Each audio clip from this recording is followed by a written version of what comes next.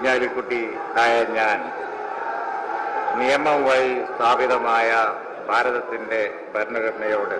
നിർവ്യാജമായ വിശ്വസ്തതയും കൂറും പുലർത്തുമെന്നും ഞാൻ ഭാരതത്തിന്റെ പരമാധികാരവും അഖണ്ഡതയും നിലനിർത്തുമെന്നും ഞാൻ കേരള സംസ്ഥാനത്തെ ഒരു മന്ത്രി എന്ന നിലയിലുള്ള എന്റെ കർത്തവ്യങ്ങൾ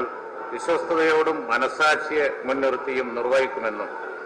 ഭരണഘടനയും നിയമവും അനുസരിച്ച് ഭീതിയോ പക്ഷപാതമോ പ്രീതിയോ വിദ്വേഷമോ കൂടാതെ എല്ലാ തരത്തിലുള്ള ജനങ്ങൾക്കും നീതി ചെയ്യുമെന്നും സർവശക്തനായ അല്ലാഹുവിന്റെ നാമത്തിൽ സത്യപ്രതിജ്ഞ ചെയ്യുന്നു.